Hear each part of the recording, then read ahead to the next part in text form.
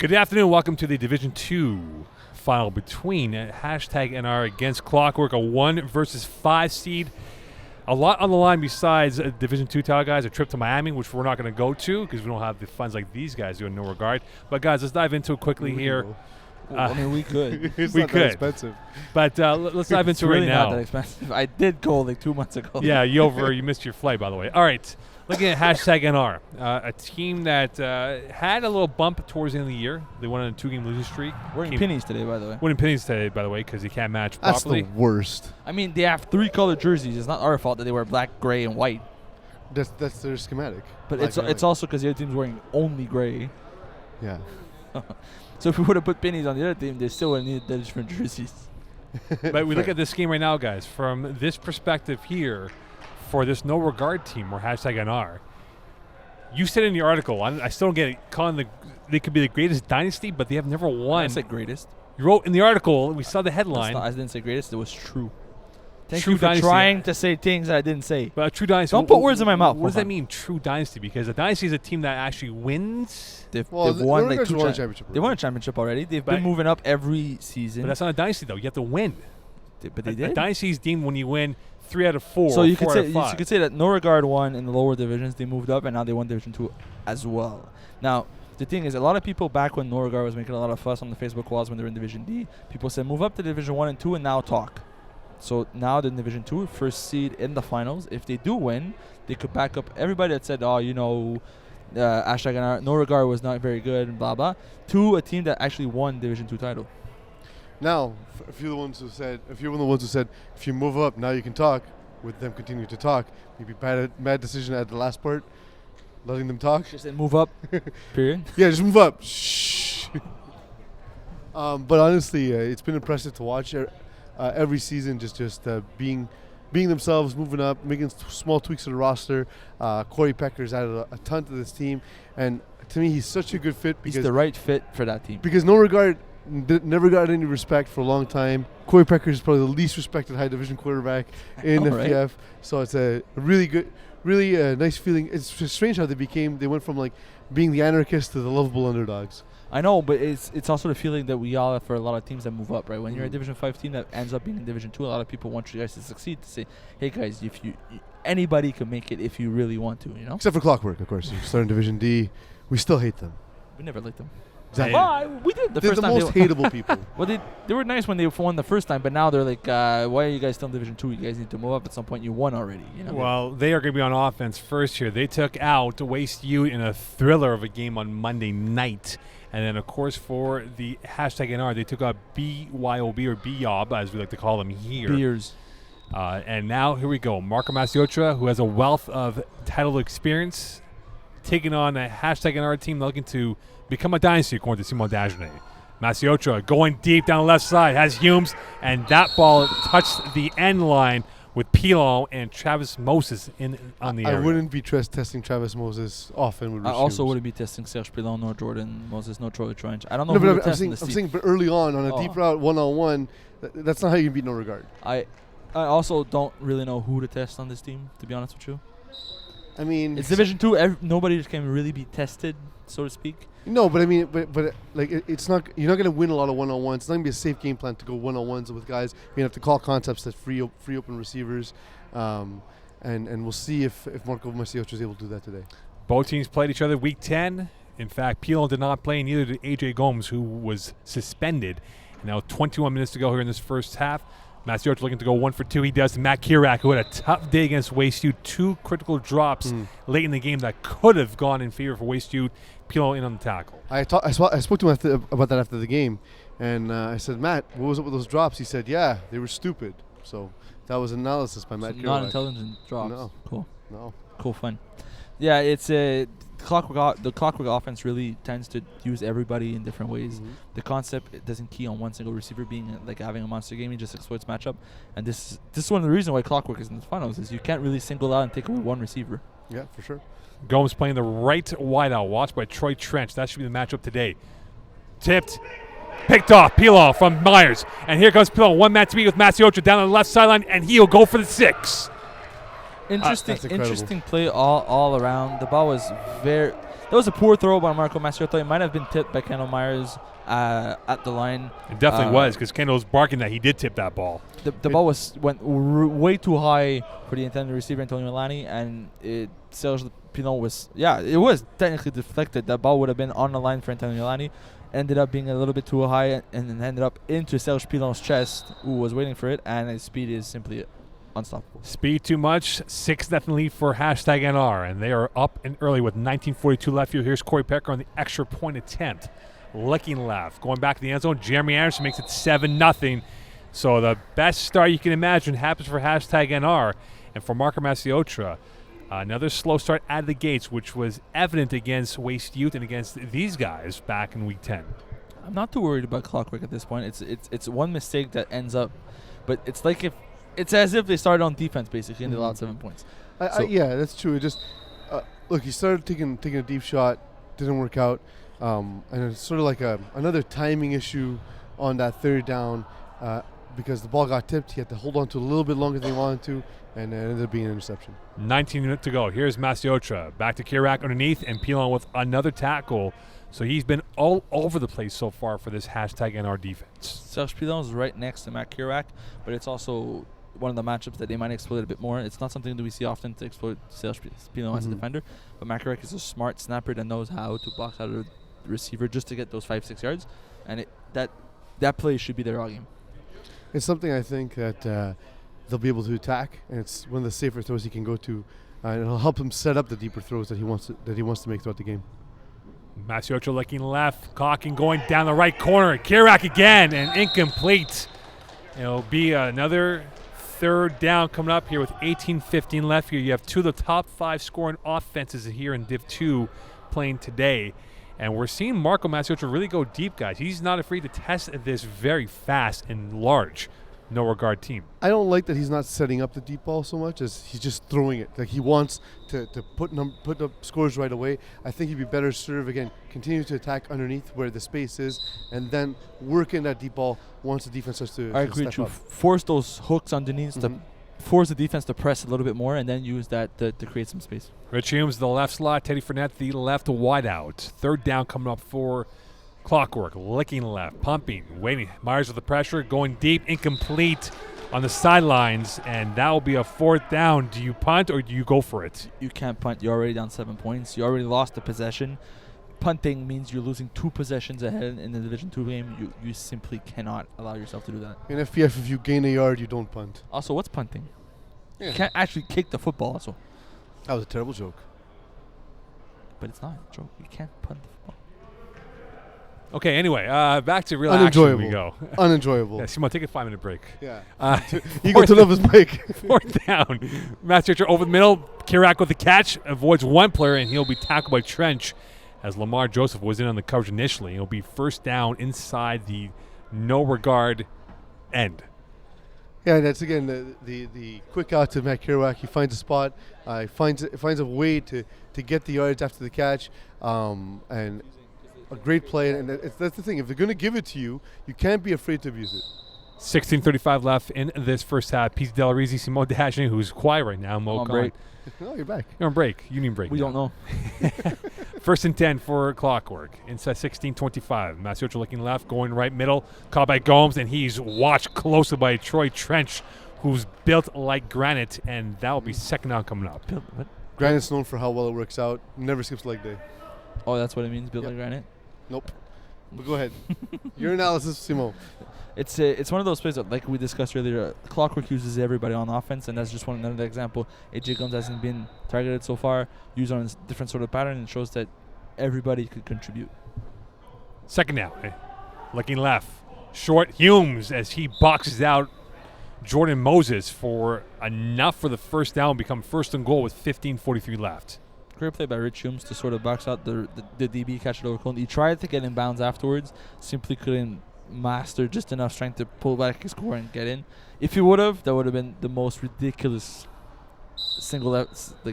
individual effort so far. Well, that's one of the things that you don't want to test too often, because the one thing the Moses brothers do well is read the route and undercut it, so they won't have to fight for it. They'll just get to the ball first. 15:20 left here. First and then nose right now for the football. Looking left again. Masiochi's gone to the left most of the day. Teddy Fournette, the veteran, with a 1-yard touchdown grab. It is now 7-6. Do you go for 2, gentlemen? I would go for 1, but also on this play, just want to highlight the patience of Marco Masiotra. This is a guy who's been in a championship game before. He looked great on this play. Just took the time. The first read wasn't there. Second read took a little moment to open up, and then he threw it to the front corner of the end zone, as we're seeing from our sideline cam. It's a great play by the Clockwork's offense to be patient enough to take what was given to them instead of forcing it. You go for 1 if you're most comfortable with that. Tight a game, it's very early. You don't need to put the pressure back on NR. And now for the tie. Masiotra looking right, pumping, avoids Myers, looking again, cross body, and Antonio Lani with 2 feet in. It is converted 7-7. And we talk a lot about Antonio Lani, the defender, but we don't say a lot about him as a receiver. One of the amazing things that he does is his ability to control his body in the air. It's always been absolutely impressive to me. And we saw it on that play, jumping, contorting his body to catch the ball, and bring his feet in under him. And now back, taking his first licks at the quarterback position today, Corey Pecker, 39 TDs, 66% passer. Here's his first pass. Jeremy Anderson threw with the teeth of Patron and Fournette. It will be second down coming up with 13:52 left. It's technically the second play for Corey Pecker as a quarterback today. This first play was a 1-point convert. But does that count as a play? Because it doesn't officially register as an official stat line. So we would never know if we're just looking at the score sheet. Exactly. But it does count as a quarterback's I mentality. don't know. It could have been anyone quarterback. Yeah. We don't know who threw that football, right? I mean, we do know because we're here. Exactly. And the game's being Everybody broadcast watching this game on also Facebook knows. Live, yeah. Every 50-something viewers at the moment knows there's 2. 13:25 left here. Second and short for #NR. Pecker looking left. Pumping. Going right. Great catch by Jordan Moses. And that will be more than enough for a first down inside the Clockwork territory with 13-13. For a moment, I thought Jordan Moses was going to spring up and break back to the inside because it looked as though Antonio Lani kind of over pursued for a little bit, but refs blew it dead because it was close enough that we want to avoid contact. It's fun to see offenses use their snappers on deeper patterns. You saw Serge Pinot run the deep corner on the left side. It's fun to see that. It's not every offense that has that opportunity. It's a difficult thing to do, but they definitely have it with Serge Pinot. 12:45 left. Pecker looking left. Going short. Anderson up the gut he goes, and he's brought down by Matt Patron with 12:41 left here. And so far, he's been the go-to guy on this offense. Matt Petroni is possibly one of the best tackle defensive player in FPF. He doesn't miss. He's all over the place. He's very underrated. And it's not the last time we're going to see him end up with flags in his hands. No, absolutely not. Interestingly, at the start of that play, Matt Kerouac kind of stutter step, buccaneered his way to the rush line before taking off towards Corey Pecker. Anderson, 36 catches this year. Pecker again, pumping left, going short, peeling out with the catch, and he's watched and hogtied right away by Marco Masiotra with 12:05 left here. If there's one strength of the Clockwork defense, it's their red zone defense. They have stiffened up, and many teams cannot score against them inside that territory. They've got a bunch of very, very veteran players. There's not all new FPF players on Clockwork. It's usually a bunch of guys that we've heard from before. They know what they're doing, and it's a defense that knows that the red zone is the toughest place to score in. It's also the rushing ability of Matt Kerouac, his ability to knock down balls, and the size of the Clockwork defense is impressive too. 11:35 left. Pecker avoids the rush from Kerouac. Rolling to the right. Open man sacked. Incomplete as Antonio Lani thought he had the sack, but unfortunately for Travis Moses, he dropped that ball in the end zone. That is a sack by Antonio Lani on Corey Pecker, actually. So they're going to call it officially. Yes, I just did. So a subdued, and right there you can see the sack initiated and confirmed. It was called a sack. They confirmed it on the field. 11:05 left here, and now will be a third down coming up for this no-regard offense. 7-7 game between these two teams. No love lost as a 1 versus 5 seed. Pecker rolling right, going towards short, and a great drag of the feet by Travis Moses for the 6 points, 13-7 lead.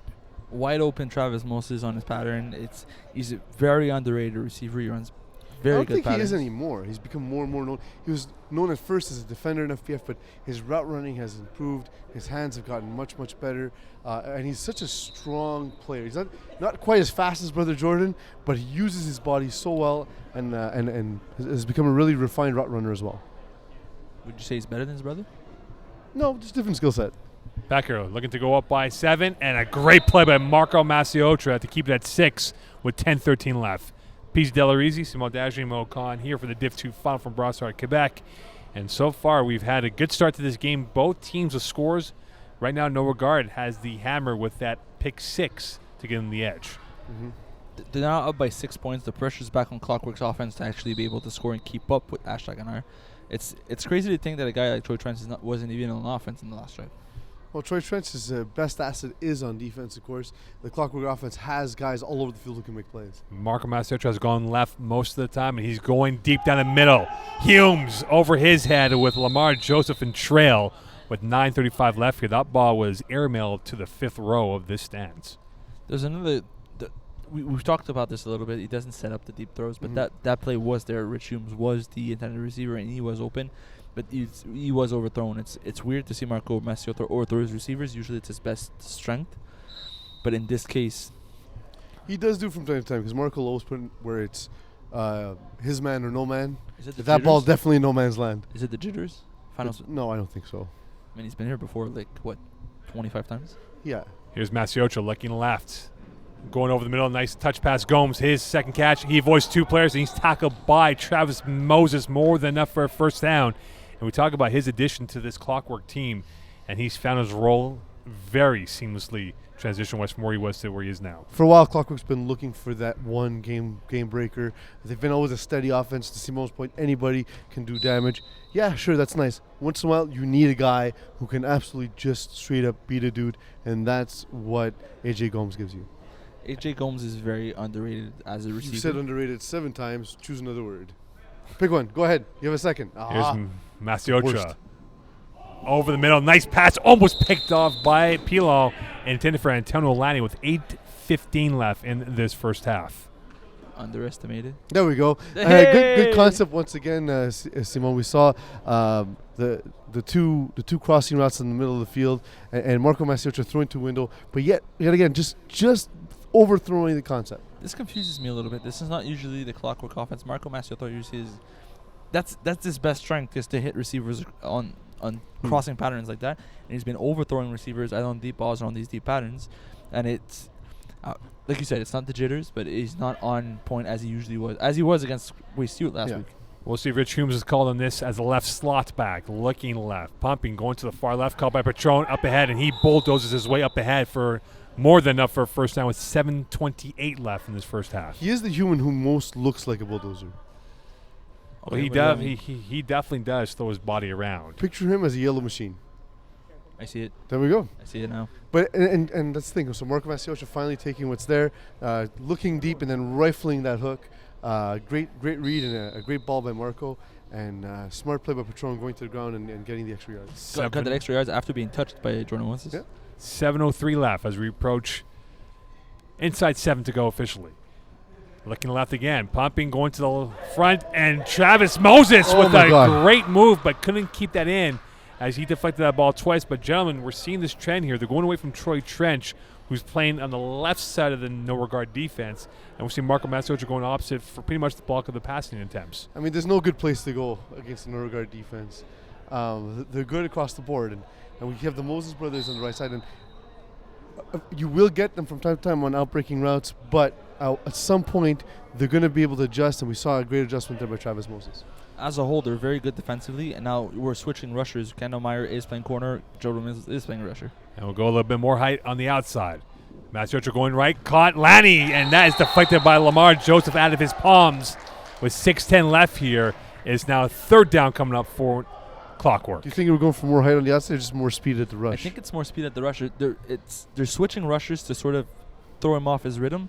You kind of get used to Kendall Myers as a rush, and Kendall Myers was still making an impact, but wasn't.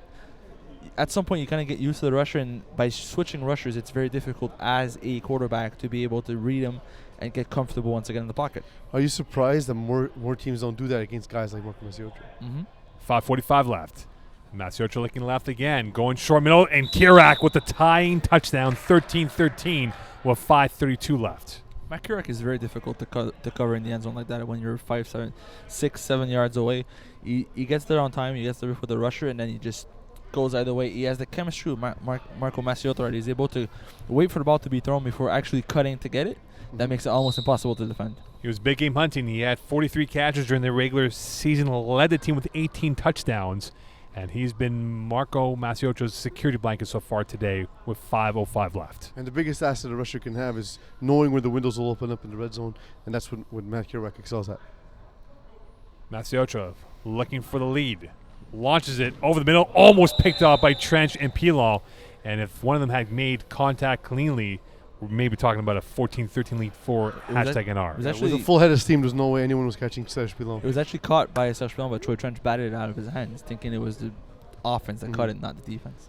4:35 left here. Simon Dagenet, PC Delarizi, Mocon here for the Div 2 final in Brossard, Quebec. Good game with this a tie at 13 apiece. The Moses brothers on the right of Pecker, Anderson the left slot back. He's looking right, going over, crossed by Troy Trench, skying up there for the ball, and he's tackled by Teddy Fournette for a 4-yard gain with 4:13 left. He's going to be an interesting offensive weapon for #NR moving forward. He hasn't really been used offensively. I think this is his first drive as a receiver. He has that size that's difficult to cover, but he also has that speed that really pushes over the top. I'm curious to see how Corey Pecker uses him today. Well, it's amazing that the processing speed of Corey Pecker is amazing. He must have made 3 or 4 looks before finally settling on that throw to Trench. 13-13, 3:52 left. Pecker looking over the middle. He's going to go deep right, open Moses in the wheel, and he dropped it. Not a single Clockwork player within 8 yards of him, and he dropped it looking ahead here with 3:41 left. Drops happen. It's a thing. So you can't really blame him. Nobody blames you for dropping the ball. I'm sure the one that's most frustrated by this is Jordan Moses himself. It's second down. It's not the end of the world. It's not like it was a 4th down. But seeing how open that play was shows that Clockwork's defense is not as sturdy as they used to be. I love Matt Kerouac pointing out where the snapper's going. Reminds you of the Duke defense slamming the floor to declare they're in zone. A very old school, old man move. 3:10 left. Pecker going over the middle, caught by Pilon. He's slide tackled by Patron, and that will be more than enough for a first down with 3 to go in this ball. It's an interesting matchup to see on the left side of Corey Pecker's offense, to see Troy Trench against Teddy Fournette, man-to-man. That should be something that, personally, I wouldn't necessarily attack, but it's an interesting matchup altogether. 2:45 left here in this first half. And Trench will be the left wideout. Anderson the left slot back. A base formation for the attack. Pecker crossing route, caught by Moses, and he is tackled by Marco Massiotto for a 5-yard gain. That's also something we don't see often. Antonio Lanning missing flags. He's a very, very safe defender. That's the speed of the #NR receivers in space. That's the thing they excel at best. On that play, they had Troy Trench on the post pattern and looked to be what they wanted to go to. But even pre-snap, we saw Teddy Fournette line up inside tack to take that away. Smart play by the Clockwork defense. 2:05 left in this first half as the #NR team taking their time on offense, not going with a run and gun. And here is Pecker going left again, caught by Trench on the sidelines, and Fournette right there for a 5-yard gain. And with 1:52 left here, they are in well control with the hammer in place. There's a very interesting pattern by Serge Pilon to notice that Marc Kerouac is sort of pointing where he's going and then cut back. So he would go arrow to one side and then cut back to the other side, sort of mixing it up a little bit. It's going to be very difficult to defend as we're moving closer to the end zone. Yeah, and it's a jerk move by the rusher to point out the snapper. It reminds me of the douchey Duke defense. It's You're talking something about Duke University, right? Not as in your brother Duke. Also him. Okay, also fair him. enough. 1:20 left in this first half. 13-13 game in the Div 2 final. Pecker looking left, rolling to the right, pumping. He's sacked by Matt Kerouac for a 6-yard loss with 1:10 left. It's a very good play by Matt Kerouac as a rusher. The defense took away the first read, and he closed in fast enough and didn't miss the flag. If he would have missed that flag, then it was most likely a touchdown. Corey Pecker tried to just make him miss by swinging his hips, and Matt Kerouac is too much of a veteran to miss those. Yeah, definitely a smart play by Matt Kerouac. For all the jokes aside, he is a fantastic rusher. We saw him break down and still keep Corey Pecker within arm's reach. Only 7 sacks during the Div 2 season for him. 38 seconds left in this first half. Pecker working a little bit further away from the distance of the snapper, and he gets it looking right. Deep caught by Travis Moses and tackled by Gomes at the lip of the 5-yard line with 26 seconds left here. And a timeout, it appears, has been called with 26.9 left. I'm a fan of calling timeouts in the first half like this. If a team like Clockwork is able to call a timeout with 26.9 seconds left on the clock, knows that Ashtagan might most likely score before the half, that could potentially give Clockwork an extra play or two before the half, which instead of having 2 or 3 plays, you could have 4 or 5, which is the biggest difference for you to be able to score before the half instead of being stuck throwing a prayer and hoping it works. Brought up to my attention from our producer extraordinaire, Alex Eagle Dakla. It appeared on the last play, Marco Masiocha got picked very hard by Pilon. We'll see if that will impact him the rest of the way. 26.9 left in this first half before 5 plays. Anderson, the left slot back. Becker looking right, rolling to the right, pumping, short pass, flag on the play, incomplete. Every flag possible was thrown, and the field is littered in orange. It's raining flags, basically. And not for Clockworks orange here, but we'll see what they call officially. So another interesting play by Ashtagan to sort of overflood the right side, but you see that Clockwork is essentially playing man, and the play was not as open as NR would have wished. Now, the more plays they manage to milk before the half, the less likely Clockwork is to score, and Ashtagan score could be a very decisive turning point. You think we'll see them flood one side and have a counter flood coming underneath? It could be interesting. Be nice. And now with this, the last play before 5, Packer rolling to the right, and he'll throw that ball away. So it appears they're going to try to squeeze the life of the plays out to minimize any chance for Clockwork if they do score now. I think they know that if they score on this very play, they give Clockwork 5 plays, there's a chance that negates their score. Yeah. Now, granted that if you throw away too many plays and you don't score, it's worse. But it's a smart play to not force it. If the read was not there, just threw it away. Don't take any sacks. Don't take a bad read. But looking from Serge Pilon's body language, he just sort of stood after the snap, it did appear as though there wasn't a true play called on that play. Maybe they don't want to kill the first one and then take 3 shots instead of 4. And now with plays in their control, we'll see what Packer does on this next one. Looking over the middle, caught by Moses, dropped by Jordan Moses, his second drop of the day. And with that, we talk about these drop shares. It could come back to haunt #NR if they don't win this football game. It almost looked like Jordan Moses was like stopping his feet at the end of the catch instead of just running into it. It was actually perfectly placed by Corey Packer. You see the replay, like his eyes, hands are all there. It's just, I guess, a mental block right now. This is a beautiful play design. Both Serge Pilon and Jordan Moses were wide open on that play. He picked one. Can't blame him. And it's good to see that #NR still has a lot of these creative plays up their arsenal. Becker rolling right. Tough play, picked off by Gomes. And again for Jordan Moses, it has been a nightmare start in the first half as AJ comes through with a big play once again for Clockwork's defense. So it feels like that play was meant for Travis Moses in the back end zone, but he slipped and fell. So as he was aiming for the back of the end zone, he tried to aim it down a little bit more to hit Jordan Moses, but that ball was thrown way too high for him, and he just managed to barely get a finger on it, tipped it upwards, and AJ Gomes managed to come up, be the right place at the right time, essentially. Yeah, it sucks because you never want to tip a ball upwards. If you're going to get one hand on it, you got to be able to try and pull that down. But still I don't consider it as a drop, more as a poorly unfortunate thrown circumstance where Jordan Moses happened to be there. And now with very few plays left in this first half, 3 to be exact now for Clockwork, they could perhaps take the lead going to the halftime before they will cede possession to Noah Garden. Now going deep, Gomes, and that is well defended by Trench, as he had stride for stride with A.J. Gomes on that play. It's a very interesting matchup. A.J. Gomes against Troy Trench. Anthony James has been a very solid receiver for Clockwork, but he is facing one of the best defenders in Division 2 as well. Trench couldn't have possibly defended that better. That was just perfect positioning, was there stride for stride. If A.J. Gomes would have caught that ball, I would have lost it. It would have been it would have taken a perfect throw. It was a perfect throw. It was as close as you get to a perfect throw, and it would have taken AJ Gomes to know exactly where it was going to be. You got a couple of fingers on the ball, and that was it. And with that, silence. It does appear. I think this is the last play, if I'm not mistaken. I see 1 on the scoreboard. Yeah, I see 1 as well. And now I was told 3 earlier. Maybe our production is not as good as we expected. Definitely is not as good as your vocabulary. It's never my strong suit. And from the looks of it, it is the last play with 3 NR guys literally in the end zone. Lamar Joseph, Pilon, and Travis Moses. Patron up ahead, and he'll get tackled by Pilon. And that is it for the first half. A 13-13 game, guys. Each team has produced a turnover so far. And right now, Simone, who has momentum going in the second half?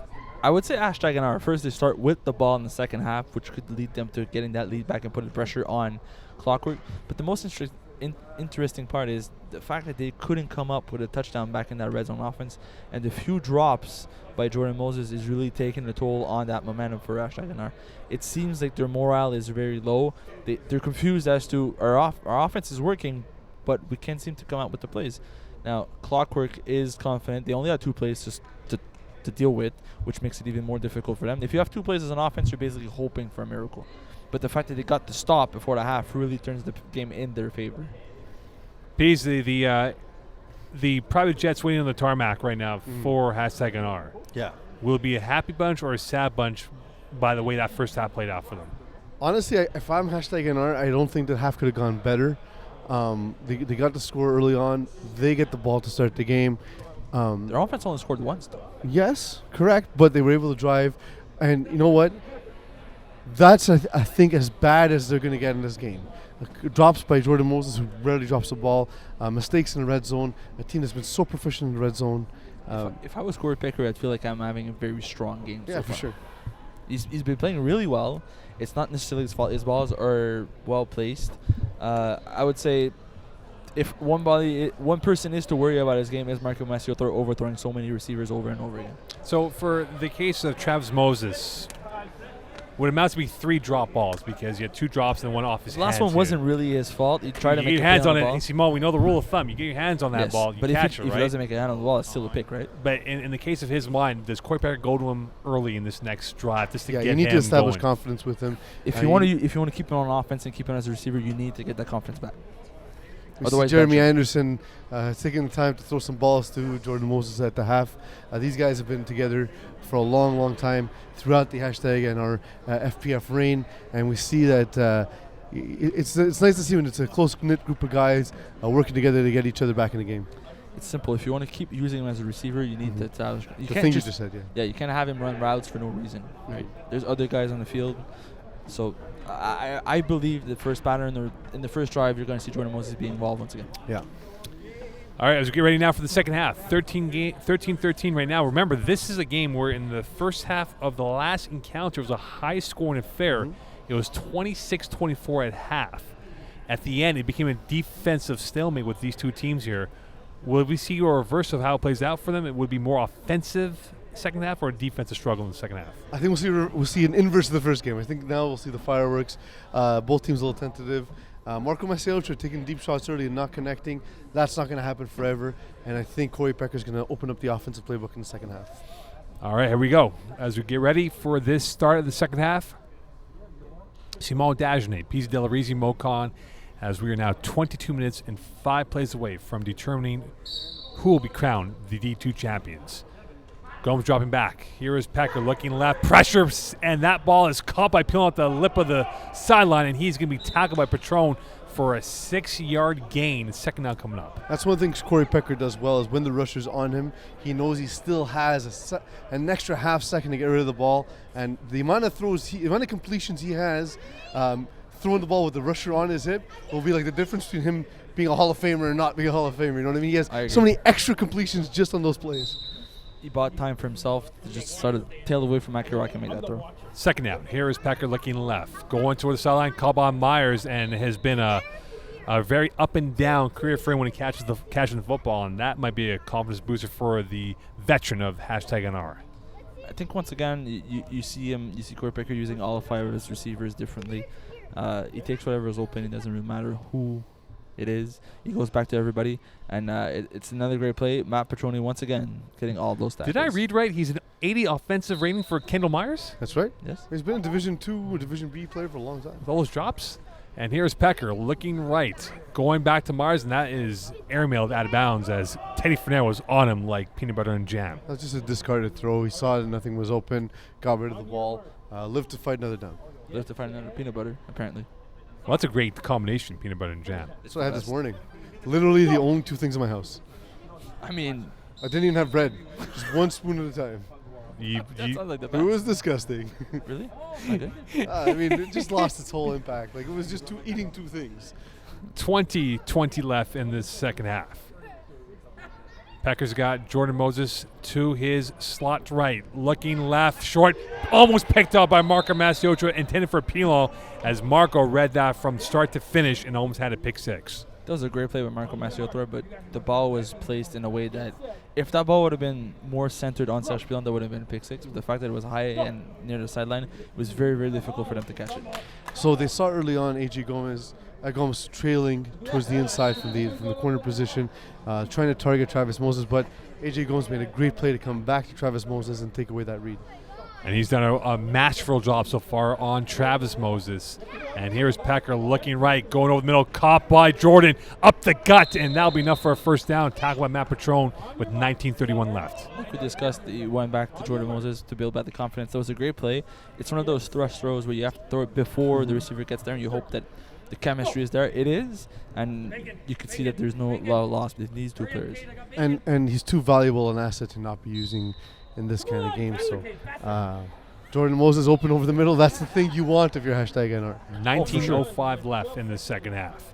Good looking drive for #NR. Bobble snap, looking to the right, rolling. He's going to be flushed out, cross body, and through a maze of hands. Incomplete, intended for Travis Moses with 18:54 left. Somewhat safe throw, all things considered on this drive. If you're rolling that way, you don't want to throw the ball into coverage where you threw it low enough that it was either Travis Moses or nobody. Don't risk it, you know? Yeah. Like I said, I'd like to see them use a counter flood play at some point. We see Clockwork's been so aggressive to try and take that flood away in the red zone. 18:34 left in this second half here. It's been a almost 4-minute long drive for this #NR offense. Brent Young, the head referee, he's got the Moses brothers to the right. Looking middle, going back in the end zone. Pilon's gone up there with the pogo legs, and he gets the touchdown, 19-13. Puddle of legs. No, pogo legs. Pogo legs, all right. That makes more sense and is less disgusting. It makes more sense than puddle of legs, but again, it's still weird. I mean, nothing would be weird in the puddle of legs because you have to assume they've been removed. Serge Pilon, not a guy you think of going up in there to get the ball, but he's just such a phenomenal athlete. He can hurt you in so many ways, and we saw it there. Rising up amongst the much taller Clockwork defense and making a play. But to me, that's more on Corey Pecker being patient with the ball. You sit on the pocket, waiting for McIntyre to get there, waiting for the play to develop, and see where defenders will move, and then hit the open space. And one thing Corey Pecker has noticed is if the rusher's hands come down to your waist, they're not in the throwing lane, right? Yep. 17:34 left, extra point attempt. It is good. Nice catch from behind by Jordan Moses, 20-13.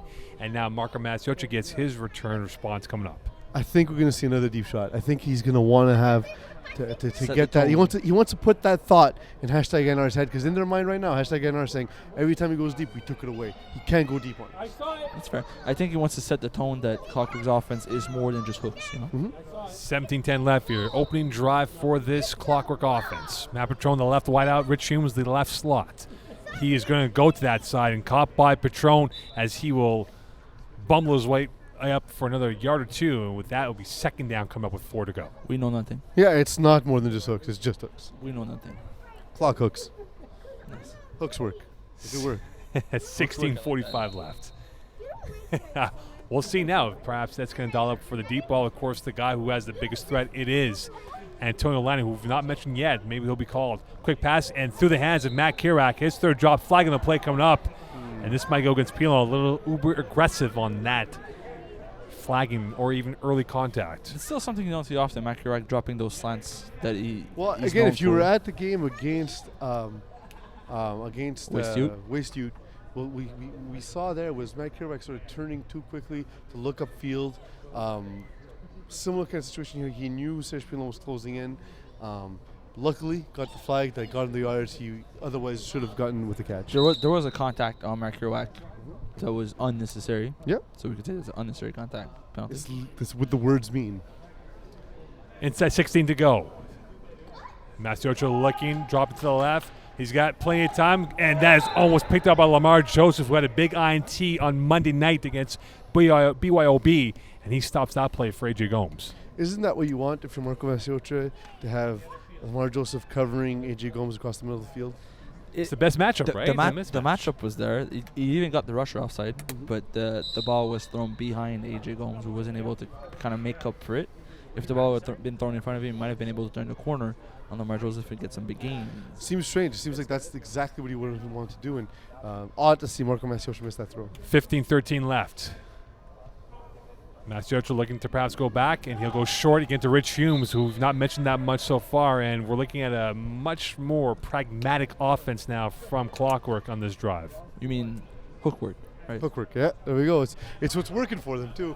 At what age does it begin to look ridiculous for Marco Masiocha to have two sleeves? Two, like, three-quarter sleeves? Well, again, when you're playing defense, there's times where you burn your elbows or your avant-bras, it's like a forearm, on the turf. So by wearing sleeves, you kind of protect your own skin. A signature move of Marco Masiocha with the sleeves. And he's looking over the middle, deflected by Myers, intended for Antonio Lani with 14:32 left here. 4th down coming up for Clockwork. He seems to be mistiming those interior routes. We saw that in the first half. We saw one lead to an interception. We saw another one where he missed Antonio Lani, missed Gomes in the previous play, missing Lani here. Odd to see from normally Marco Masiocha doesn't miss a lot of targets to begin with. It's one of those plays where you feel like the rusher, Kendall Myers, wasn't really playing the sack, but was playing the passing lane. And he switches it up a little bit, and that's what makes him a very good rusher in this division. Inside 14 to go in the second half. So far again, Antonio Lani very quiet. Will he be called now? 4th down, big play. Masiocha pressured, back heel pass, almost picked off, deflected by Jordan Moses, and a big turnover again coming up by #NR, and it goes back to Clockwork, back to NR now. Just bring back a little bit the point you brought in earlier where you won't catch Jordan Moses making the same mistake twice. And that's exactly what it was. He knew that guy was running the comeback. He knew he had to make a play on the ball, and he read it perfectly the whole way and jumped in between the two receivers to be the first one to touch that football. And Kendall Myers with a great rush, to your point, on that last play, forcing the throw on the back foot of Marco Masiocha. Myers' long arms may have altered that vision of Marco Masiocha. 13-13 left. Here's Corey Packer looking to go by 2 scores. Deep, trench, open, caught. That's a touchdown. And it's now a 26-13 lead as he beat Teddy Fournette to the end zone. And now they're in control by 2 scores, guys. Are they in trouble, Clockwork? Yes. We talked about this matchup a little bit before, Troy Trench against Teddy Fournette. It's an interesting matchup, but there's no doubt that Troy Trench is the fastest of the two. And to give him so much room and no help over top on a single man-to-man coverage, that hard post pattern was wide open, and there's only so much Teddy could do. Well, we noticed earlier that they were running that post in front of Teddy Fournette. Teddy Fournette not in position this time. Previous 2 times was able to take it away.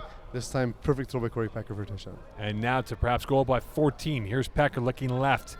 And he goes to the corner, and Pilon skying up there for that ball. 27-13. He can warm up those Jets. They might be headed down to South Florida after this game. Well, Serge Pilon I expect him to have a bigger impact defensively and throughout the field, but he's been a very good red zone target for Corey Packer, and he's showing us that he's way more than just an underneath kind of guy. Right? He's always in the back That's of the the thing end is zone. that it should be illegal to be that fast and jump that high.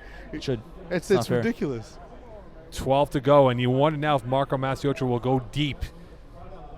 He goes to Antonio Lani to the right side. Lamar Joseph with the tackle, who had a big stop deflection, and with that will be 2nd and short coming up. There's still 12 minutes left in this game. I think Clockwork just needs to score and then put the pressure back on NR. If they go, regardless of how fast you score, there's plenty of time left for many drives to happen. As long as they score and make it a one possession lead and put it back on their defense, they'll be just fine.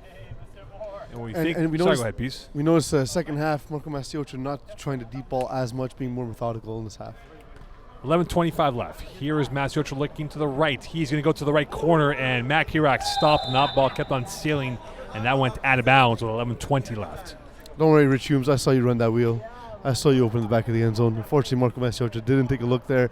His read was on the other side of the field, through to the corner. Matt Kirak unable to get there. I love how Troy Trench is dedicated to actually try to jump for that ball, although Yeah, it was not he even believes close. he can touch any ball. So Well, he also screens it. If the receiver is right there and the ball is Yeah.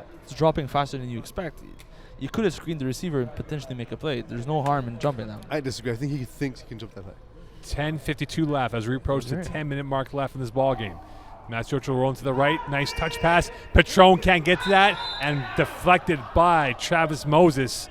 And with that, 3rd down is upon us and a critical play coming up. That ball needs to be thrown between Patron and the sideline, where Patron can box out Travis Moses. If you give Travis Moses a clear line to the ball, be happy that they didn't end up in a pick. I think that's the sort of thing where in the huddle, Rich Sims came back and said, I was open on the wheel. That plays there. And our switched their defense around. And they went back to something that was supposed to work and did not, because the Hashtag NR defense adjusted really well.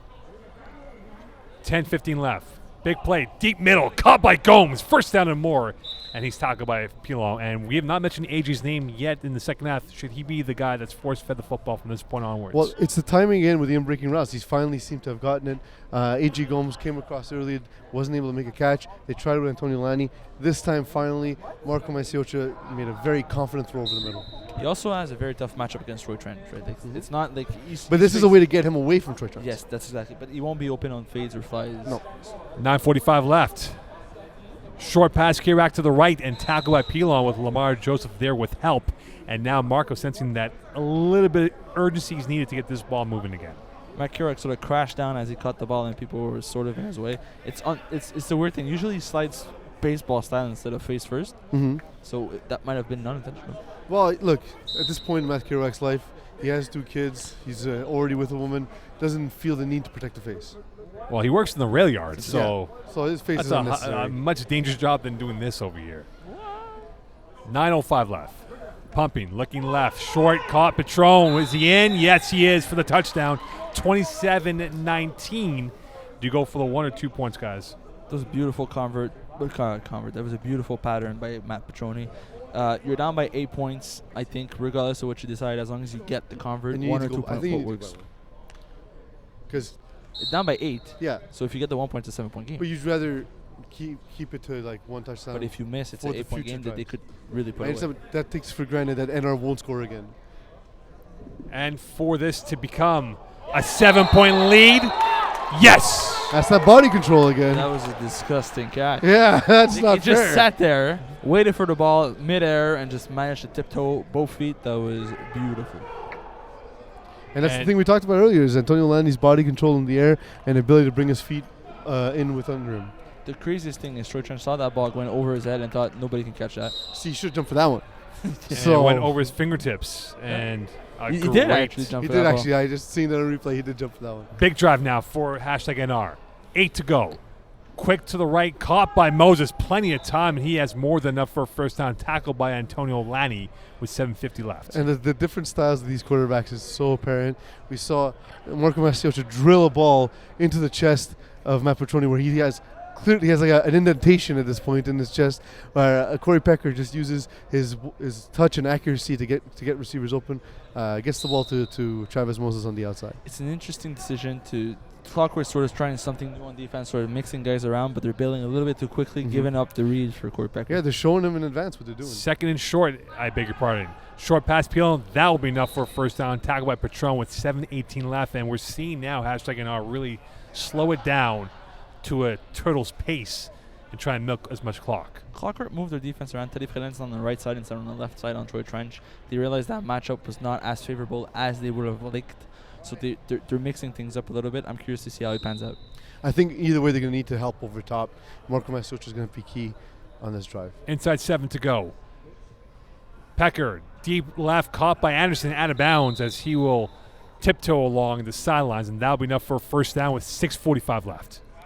Is the Clockwork offense bailing early because they feel that they don't have the speed advantage against hashtag NR? I think they want to mix things up a little bit. Corey's been picking them apart too easily that they feel like they need to create some sort of different But look. how does moving in advance help you? Like, it just shows Corey Pecker who's going to be open. But you could shoot on. I think they're hoping to shoot underneath and make Okay. that splash play because they don't have the speed to catch up and make up for that. 6:15 left. A slow, methodical drive. Pecker now looking to the right, caught by Jordan Moses. Goes against the grain, in for the touchdown. 33-20 with 6:05 left. Must So have we been talked about the disgusting catch by Antonio Lani. How about the disgusting cut by Jordan Moses? Putting all the weight on his outside foot and bouncing to the inside. it must have been some sort of miscommunication because there was two defenders exactly sitting on top of each other, and there was nobody over top nor underneath. It looked a bit weird defensively for Yeah, Clockwork. they didn't funnel the receiver. They just sort of broke to the same side. And now it goes back to a 2-score lead, with this being a 13-point lead with 5:40 left.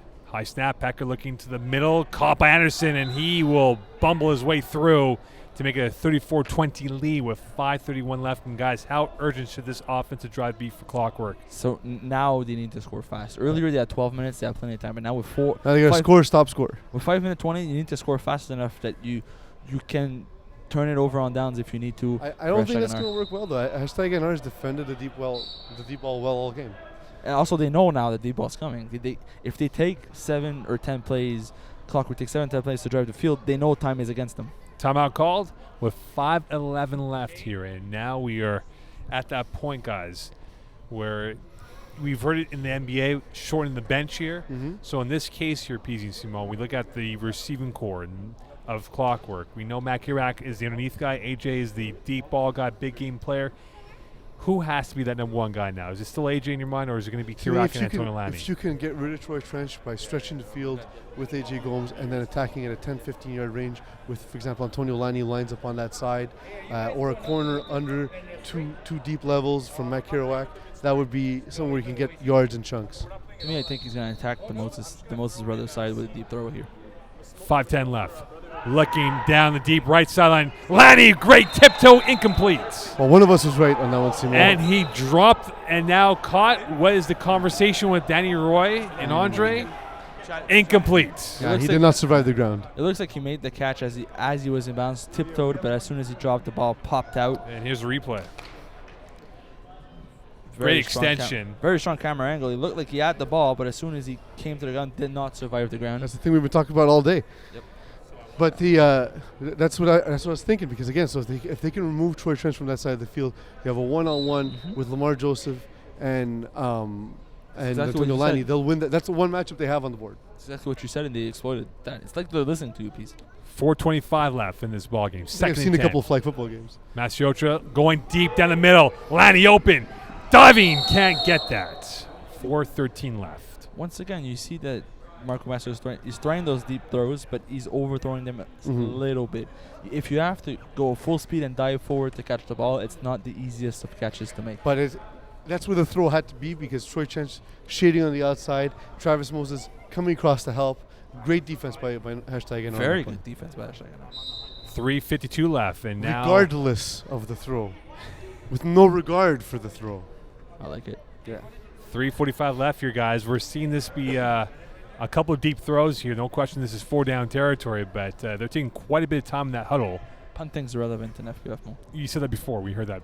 Thank you. Can't use that I same think, joke twice. I think it was in the other podcast. Yes, it was. All right, here's Masiotra avoiding Myers, going to Lanny, and is that completed? Yes, it is. So. First down and more, and now they're going to move those beanbags quicker for the referees. His footwork is ridiculous. Antonio Lani? Yeah. He's an So amazing not receiver. like the two catches we saw him make, the catch here, and even the ball that he didn't catch on the wheel.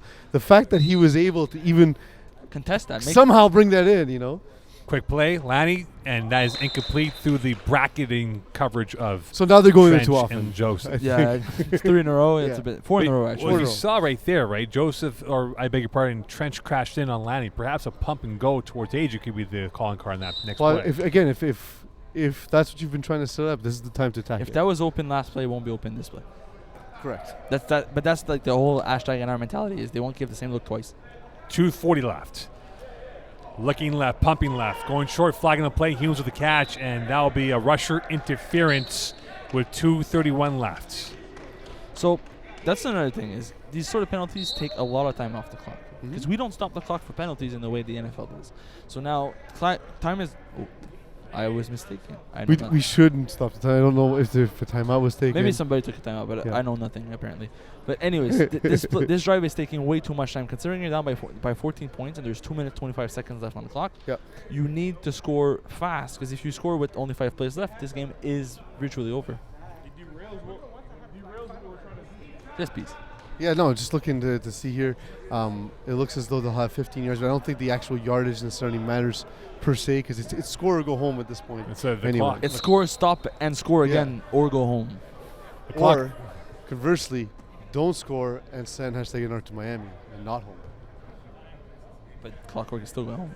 Yes, they're still going home. Either way, I think they're going home. They don't have a flight booked as far as I know. I'm not their travel agent, so Who knows? Make sure Simon's not booking flights from Miami. Well, All right, should book a here's train, if Marco anything. Masiocha going deep, right, picked off Moses, and that might send and book their tickets to Miami for #NR celebration. That was going to happen at some point. So we I discussed didn't like it. that matchup from the beginning of the game, and Marco Masiocha kept testing it. I discussed it saying I think Marco Manchester is going to test the Moses brother deep with Rich Humes or Terry Fournette later on. He did exactly that, and Travis Moses is a much better defender than most people give him credit for.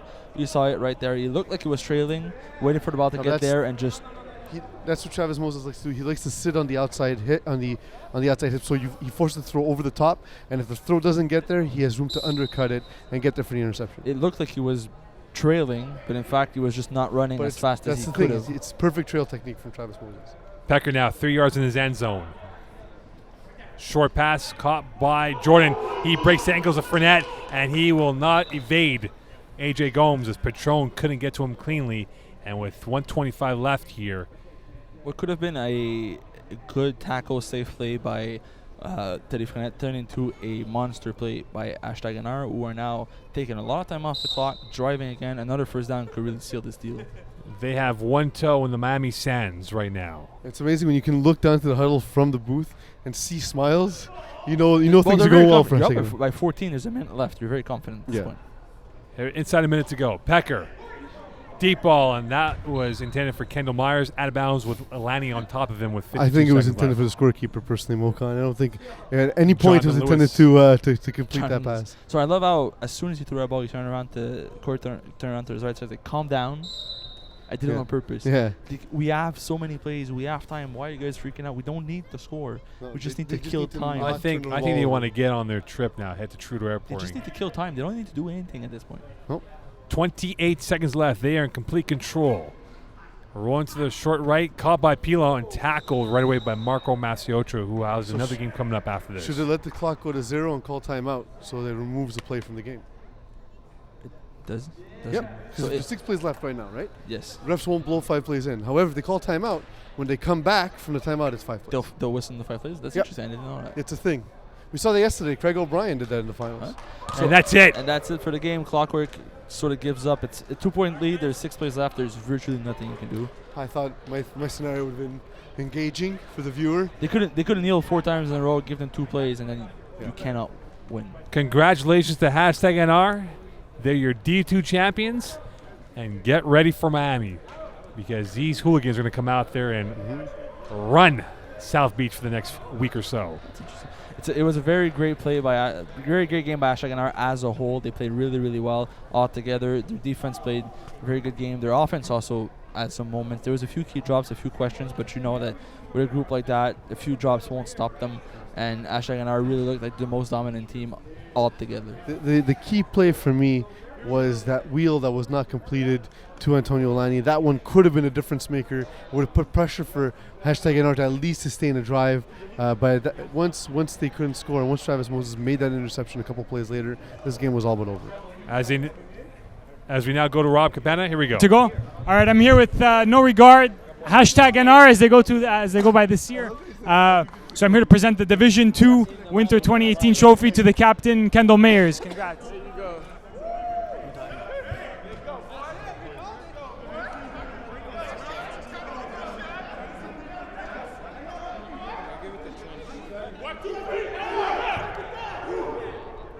All right, and we have one last thing to present here. It's the Finals MVP, and it goes to Troy Trench.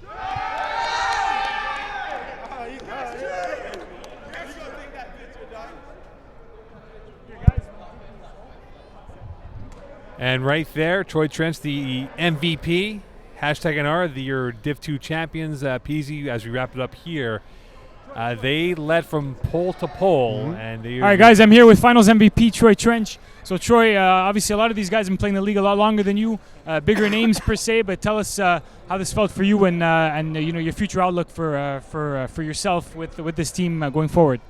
Honestly, it feels really, really good. I didn't think at the beginning of the season, I didn't even think I was gonna play. But honestly, they got me in, and I'm actually happy that I came to get this victory. It feels good. Honestly, I think I'm gonna keep playing with this team, and next year, hopefully, we could go to Division 1 and win it all, you know. Good stuff, man. Congrats, Troy. All right, thank you. All right, there you heard it from Finals MVP Troy Trench. Thanks, guys. Great Q&A over there by Rob Cabana. All right, so as we go back to what we have now, we look ahead to No Regard for this year. They led from pole to pole, and now they will go Div 1 from the indication of Troy Trench's aspirations.